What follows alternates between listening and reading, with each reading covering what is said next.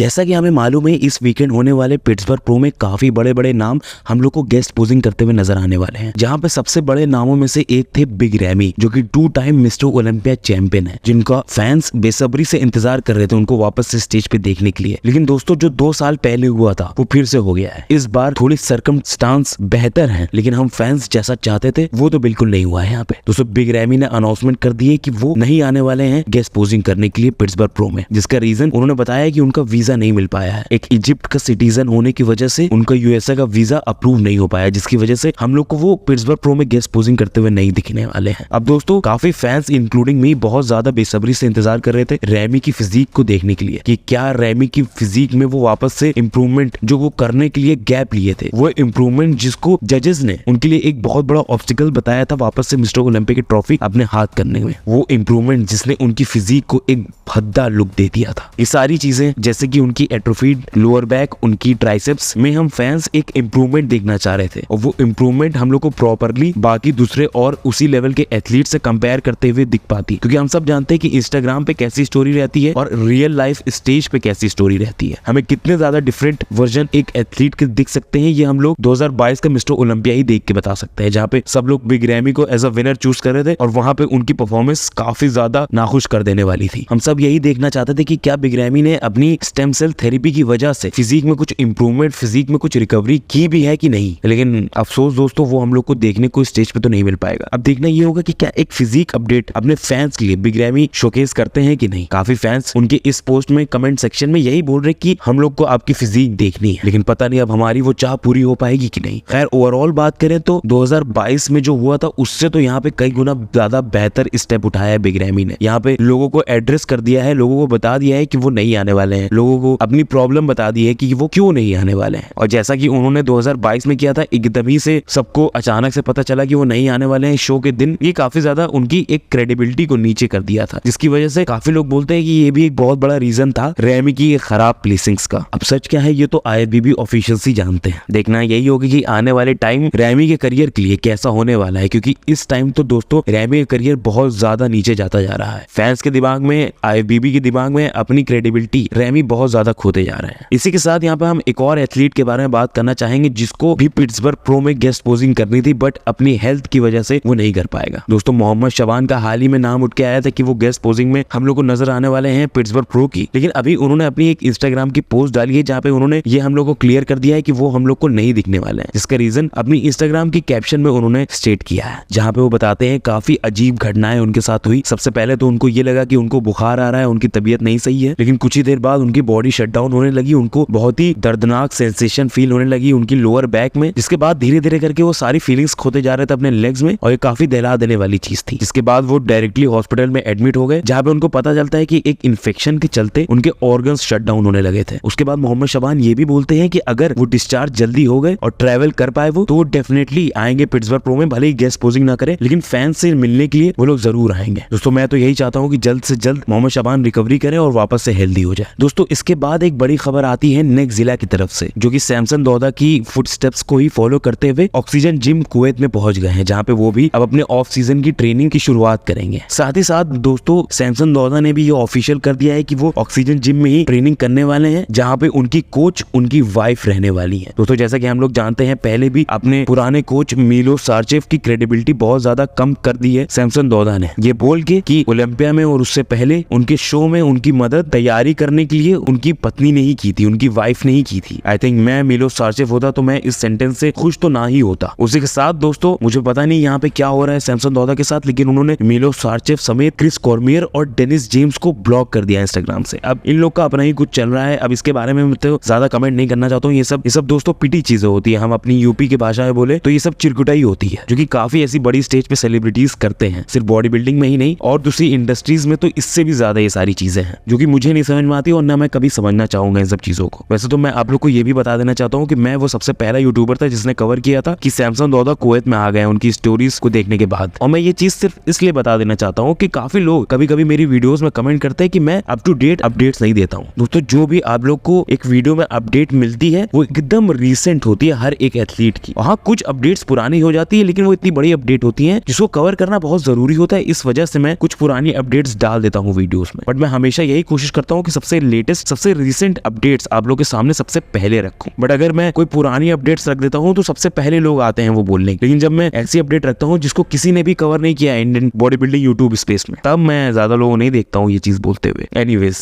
बात कर रहे थे हम लोग नेक्स्टजिला की। तो नेक्स्टजिला दोस्तों, जैसे कि हम लोग को पता चला है कि वो भी आ गए हैं यहाँ पे ऑक्सीजन जिम में ट्रेनिंग करने, और मोस्ट प्रोबेबली अपनी बॉडी को वो यहाँ पे आके एक बैलेंस में लाने का देख रहे होंगे। उनके एक्सट्रीमली ओवर डेवलप्ड लेग्स के साथ साथ उनको और भी मसल्स को उसी लेवल पे लाना है जहाँ पे उनके लेग्स है, और अपनी बॉडी को एक बैलेंस्ड फिजिक बनाना है। नहीं तो दोस्तों वो बहुत ऊपर प्रो रैंक्स में मेरे ख्याल से तो नहीं चढ़ पाएंगे अगर उनकी फिजिक एक बैलेंस में नहीं आएगी। तो दोस्तों यहीं पे हम लोग हंटर लब्राडा के बारे में बात करते हैं। हंटर लब्राडा का इस टाइम वेट 301 पाउंड पे है, और दोस्तों उन्होंने अपनी कुछ कंपैरिजन फोटोज भी डाली है इंटरनेट, जहाँ पे हम लोग क्लियरली देख सकते हैं कि एक साल के अंदर कितना ज्यादा मास ऐड किया है उन्होंने अपनी फिजिक में। दोस्तों लास्ट ईयर के कंपैरिजन में कुछ नहीं तो 10 पाउंड ज्यादा हैवियर हैं वो इस टाइम, और हम लोग क्लियरली नोटिस कर सकते हैं कि ज्यादा मास के साथ साथ इस टाइम कम बॉडी फैट भी कैरी कर रहे हैं एक हैवियर वेट पे। मोस्ट डेफिनेटली हंटर लब्राडा ने लास्ट ईयर टैंपा प्रो के बाद से हम लोग को बहुत ही बेहतरीन अपनी फिजिक में इंप्रूवमेंट दिखाई है। जैसे कि हम लोग को मालूम है 2022 के मिस्टर ओलंपिक के बाद से हंटर लब्राडा ने काफी चीजें अपनी इस बॉडी बिल्डिंग जर्नी में फिगर आउट करने की ठानी थी, और बहुत सी चीजें वो एक राइट ट्रैक पे लाने की कोशिश कर रहे हैं और उसमें सक्सेसफुल भी हुए हैं, जहाँ पे इस टाइम एक बहुत ही क्रेजी इंप्रूवमेंट हम लोग के सामने वो शोकेस कर पा रहे हैं। और दोस्तों इस फिजिक अपडेट में, जो कि उनकी रिसेंट की एकदम फिजिक अपडेट है, यहाँ पे हम लोग क्लियरली देख सकते हैं कि उनके बाइसेप्स एक बहुत ही खूबसूरत शेप में है। मैंने कभी किसी भी और कंटेंट क्रिएटर को ये बोलते हुए नहीं सुना है कि क्या खूबसूरत शेप है हंटर लब्राडा की बाइसेप के, लेकिन दोस्तों ये चीज अनडिनाइबल है। उनके बाइसेप का शेप कमाल का है, एक बहुत ही प्लीजिंग फ्लो है उनके बाइसेप का, और मोस्ट प्रोबेबली ये जेनेटिक जेम उनको उनके फादर की तरफ से मिला है। उनके फादर एक legendary body builder Lee Labrada है, जो कि अपने टाइम के one of the best body builder और one of the best poser in the sport माने जाते हैं। दोस्तों डेफिनेटली ये बोलना गलत तो नहीं होगा कि हंटर लब्राडा के ऊपर अपने फादर की लेगेसी की वजह से बहुत ज्यादा प्रेशर होगा। अपने फादर की लेगेसी को फुलफिल करना, जब आपके फादर ऐसे ग्रेट हो, ये मेंटली बहुत मुश्किल काम होता है, बहुत ज्यादा एक इंसान को प्रेशर में डाल देता है, और मोस्ट इंपॉर्टेंटली ये चीज आपको पीछे भी कर सकती है, बिकॉज लोगों के दिमाग में आपकी तरफ एक उम्मीद बैठ जाती है, एक एक्सपेक्टेशन बैठ जाती है कि इनके फादर ऐसे थे तो ये भी ऐसे ही होंगे या ये उनसे बेहतर होंगे, और उसको अगर आप डिलीवर करने में जरा सा भी चूकेंगे तो आपकी पूरी अकाउंटेबिलिटी, आपकी पूरी क्रेडिबिलिटी वहीं खत्म हो जाती है। दोस्तों मैं ऐसा एग्जांपल यहाँ पे देना चाहूंगा जिससे आप सब लोग बहुत ही ज्यादा फेमिलियर होंगे। दोस्तों अमिताभ बच्चन के सन अभिषेक बच्चन कभी भी अमिताभ बच्चन की लेगेसी को टच नहीं कर पाए। इतना इमेंस उनके ऊपर प्रेशर था जिसकी वजह से शायद वो डिलीवर नहीं कर पाए, जिसकी वजह से शायद वो एक leading top star in Bollywood नहीं बन पाए। क्या हंटर लब्राडा भी अभिषेक बच्चन की तरह एक failed athlete at creating his own legacy बनेंगे, या इस स्पोर्ट के वन ऑफ द ग्रेट्स कहलाएंगे? दोस्तों जिस हिसाब से हंटर लब्राडा करेंटली हार्डवर्क कर रहे हैं, जिस हिसाब से हंटर लब्राडा मेहनत कर रहे हैं, उस सैंडो की तरफ बढ़ रहे हैं, उस ट्रॉफी को अपने नाम करना चाह रहे हैं, उस हिसाब से हंटर लब्राडा इस साल बहुत ही ऊपर प्लेस हो सकते हैं। दोस्तों इंप्रूवमेंट हमारे सामने है, हम लोग क्लियरली देख सकते हैं। अच्छा खासा मास, अच्छी खासी थिकनेस, अपनी फिजिक में अच्छी खासी इंप्रूवमेंट ऐड कर दी है हंटर लब्राडा ने, जहां पे लास्ट ईयर वाली ही टेम्पा प्रो की कंडीशनिंग एक बार वो वापस से दोहरा दें तो इस साल मिस्टर ओलंपिया में टॉप 6 आने का बहुत स्ट्रॉन्ग केस अपना रखेंगे। इसी के साथ दोस्तों एक और एथलीट जो कि बहुत स्ट्रॉन्ग केस अपना मिस्टर ओलंपिया जीतने का रख रहा है, वो है डेरिक लंसफर्ड। दोस्तों डेरिक लंसफर्ड ने ये अपनी अपडेट डाली है, जैसे कि हम लोग को मालूम है कुछ ही दिनों में डेरिक लंसफर्ड गेस्ट पोजिंग करते हुए नजर आने वाले हैं स्टेज पे पिट्सबर्ग प्रो की, जहां पे उनकी फिजिक हम लोग को यहाँ पे देखने को मिली है।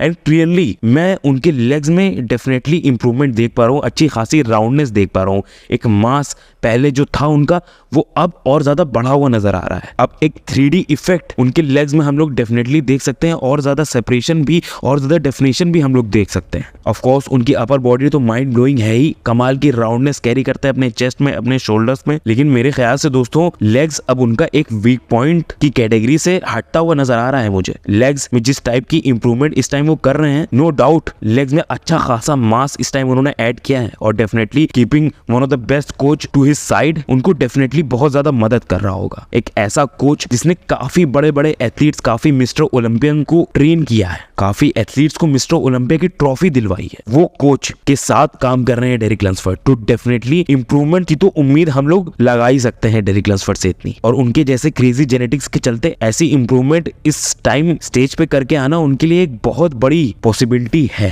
दोस्तों वीडियो के आखिरी अपडेट के बारे में बात करें तो ये थोड़ी सी एक कंट्रोवर्सी है, थोड़ी सी क्या पूरी फुल फ्लेजेड कंट्रोवर्सी है ये। दोस्तों हाल ही में legend of the body building Lee Haney ने मॉडर्न बॉडी बिल्डर्स के बारे में काफी चीजें बोली हैं, जहाँ पे वो बोलते हैं क्या ये मैं ही हूँ, या आप लोगों को भी ऐसा लगता है कि 90% आज के बॉडी बिल्डर्स का एक अजीब सा शेप है, एक स्क्वाटी शेप है, मतलब स्क्वायर टाइप का शेप है। चौड़ी वेस्ट है उनकी, बड़े आर्म्स है और काफी ओवर डेवलप्ड उनके लेग्स हैं, साथ ही में एक छोटी सी काव्स है और अजीब से शोल्डर्स हैं। जिसके बाद वो बोलते हैं कि ऐसा लगता है कि किसी ने आंख बंद करके बस मसल फेंक दी है एक जगह पे बिना कुछ सोचे समझे। जिसके बाद वो इस एरा को बोलते हैं द फ्रीकेनस्टाइन एरा। अब दोस्तों मुझे नहीं समझ में आ रहा है यहाँ पे वो किस बॉडी बिल्डर को टारगेट कर रहे हैं, किस बॉडी बिल्डर के पास एक स्क्वाटी शेप है, किस बॉडी बिल्डर की एक वाइड वेस्ट है, बड़े आर्म्स है, ओवर डेवलप्ड क्वाड्स है, छोटी काव्स है, अजीब से शोल्डर्स हैं। दोस्तों कौन सा ऐसा बॉडी बिल्डर है, मेरे दिमाग में तो नहीं आ रहा है जिसके पास ये सारी क्वालिटीज हो। हाँ, हर एक एथलीट के पास एक डिफरेंट क्वालिटी हम लोग जरूर कह सकते हैं। हाँ, निक वॉकर है जिनकी वाइड वेस्ट है, जिनकी बिग आर्म्स हैं, लेकिन उनकी ओवरली डेवलप्ड क्वाड्स नहीं है, उनके छोटे लेग्स नहीं, उनके अजीब से शोल्डर नहीं है, बल्कि एक्सट्रीमली प्लीजिंग शोल्डर्स हैं। डेरिक लैंसफोर्ड, उनकी बिल्कुल वाइड वेस्ट नहीं है, उनके मॉडरेट आर्म्स है, मैं बड़े आर्म्स नहीं कहूंगा, ओवरली डेवलप्ड क्वाड्स नहीं है उनके, अच्छे खासे वेल डेवलप्ड काव्स हैं उनके, अजीब से शोल्डर डेफिनेटली नहीं है उनके। या हादी चुपन, वाइड वेस्ट हादी चुपन की हम लोग नहीं कहेंगे, बड़े आर्म्स भी हम लोग नहीं कह सकते हैं, बस अच्छे आर्म्स है, बड़े आर्म्स तो नहीं कहेंगे। ओवरली डेवलप्ड क्वाड हाँ उनके लिए हम लोग बोल सकते हैं, छोटे काव्स भी बोल सकते हैं, अजीब शोल्डर्स भी बोल सकते हैं। तो शायद यहाँ पे वो हादी चुपन को टारगेट करना चाह रहे हो, मुझे नहीं पता, लेकिन ये बहुत ही अजीब कमेंट है दोस्तों, क्योंकि मेरे ख्याल से जैसी बॉडी बिल्डिंग हम लोग 7-8 साल पहले देखते थे वैसी अब नहीं है। अब एथलीट्स सीरियसली ले रहे हैं इस स्पोर्ट को, अब एथलीट पूरी जान पूरे एफर्ट से बेस्ट पैकेज प्रेजेंट करने की कोशिश कर रहे हैं स्टेज पे, एक भी गलती करने की कोशिश नहीं कर रहे हैं स्टेज पे एथलीट्स, जहाँ पे पूरा कंट्रोल अपनी वेस्ट का रख रहे हैं, अच्छे प्रोपोर्शन हम लोग को शोकेस कर रहे हैं, अच्छी डेवलपमेंट, एक वेल बैलेंस फिजिक शोकेस कर रहे हैं एथलीट्स हमारे सामने। ऐसे में ली हेनी क्या बोल रहे हैं मुझे नहीं समझ में आ रहा। ली हेनी यहाँ पे हो सकता हो सिर्फ एक रेलेवेंसी में आने के लिए ये सारी चीजें बोल रहा हूँ, वापस से रेलिवेंट होने के लिए ये सारी चीजें बोल रहा हूँ। 8 मिस्टर ओलंपिक जीतने के बाद भी उनको उस श्रेणी में लोग नहीं रखते जिस श्रेणी में लोग Arnold Schwarzenegger, Phil Heath, Ronnie Coleman को रखते हैं। तो हो सकता हो कहीं ना कहीं उनके अंदर एक जेलिसी हो, मुझे नहीं पता इस बारे में। ये काफी अजीब से कमेंट्स हैं और मुझे नहीं समझ में आ रहा है क्या रीजन था उनका ये सब बोलने का। एनीवेज, आप लोगों को क्या लगता है दोस्तों, यहाँ पे ली हेनी ने कुछ सही बोला है या गलत बोला है? दोस्तों मेरे ख्याल से तो ऐसे कमेंट्स इस स्पोर्ट को सिर्फ नीचे ही गिरा सकते हैं, ऊपर उठा के एलिवेट डेफिनेटली नहीं कर सकते। इसी के साथ अगर वीडियो अच्छी लगी हो तो लाइक कर दीजिए, सब्सक्राइब कर दीजिए काफिला हिंदी चैनल को, बेल आइकन दबा दीजिए। चलिए आपसे अगली वीडियो मिलते हैं, तब तक के लिए बाय।